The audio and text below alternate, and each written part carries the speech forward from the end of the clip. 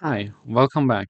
In today's video, we would like to simulate a managing system for student record system. Okay. In order to do that, we do everything through a class in Python. So here is my class called student. In order to create a class, we know that we need to use the keyword class and then the name of the class. And in this case, the name of my class is student. Then we have the column. Here I'm having the constructor and then the destructor, and then a function to show the details. So the constructor has two arguments apart from the self. One of them is called name and the other one is student ID. Whenever the object is created, the constructor automatically is called and this message is printed in the output. The name of the student is shown and then saying that with this student ID that the student is enrolled. After that, two parameters that are passed as arguments are assigned to self.name and self.student_ID. This is my constructor. And I have a function called showDetails. So whenever this function is called, we need no argument because we only have the self in the parentheses. So no argument apart from self is included.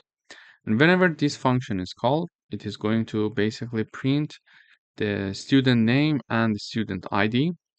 And finally, we have a destructor, and the destructor is going to be called automatically when we are removing or deleting the object that was created initially. So whenever that object is being deleted, the destructor is going to be called automatically, and this message is shown in the terminal or in the output saying that student record deleted student and then the name of the student and the record deleted.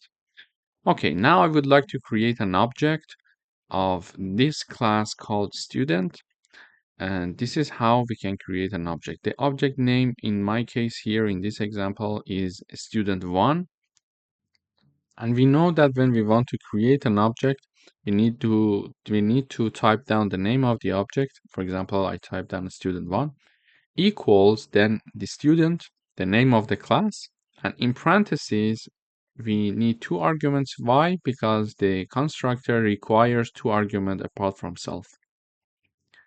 So the first argument is the name of the student, which is John, and then the student ID is 101.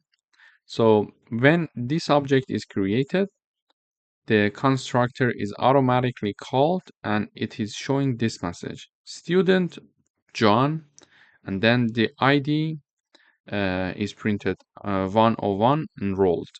Okay. Then these two are passed arguments are assigned to self.name and self.student_ID. So we created an object and we passed two arguments that are the information of our first student, let's say. After that, we use the same object and call the showDetails function. And in parentheses, we have no argument because we need no argument. And when this function is called, this function is going to print this message, student John, and then the ID is printed here, okay, in the output. And finally, we are deleting the student object. So the object is removed, and now when it is removed, the destructor is called and saying that student John record deleted. Let me run the code. So when I run the code, it says student John ID 101 enrolled. This is the message exactly coming from the constructor because we're creating an object. So this constructor is activated and this message is shown. Then this message is shown in the output, student John ID 101. So this is a message from the showDetails function. And this is where actually we call this function. And finally, we are having student John record deleted here. And this comes from this part, which is the destructor, and the destructor is activated actually when we are deleting the object that we created. So if we want to add a new student, we can create a new object, for example, student 2. Then we can type down the information of the second student, for example, Alice, and the student ID is 102. Then we call the show detail function, and actually after that we are going to remove the object for the efficient memory management. So when I run the code one more time, we see all these informations. For example, student John enrolled, student John, this is the show details function message. Then we are having the second object being created. So we are saying that, okay, Alice enrolled with the student ID of 102.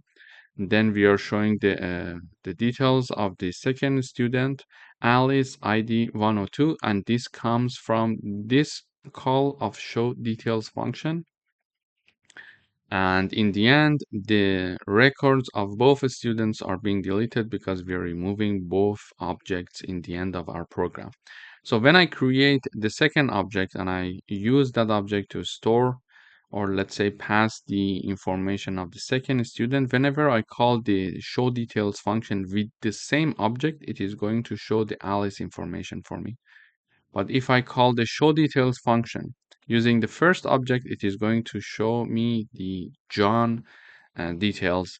And this is how we can create several objects from one class and store information of different students, for example, here in managing a student record system. Thank you for watching.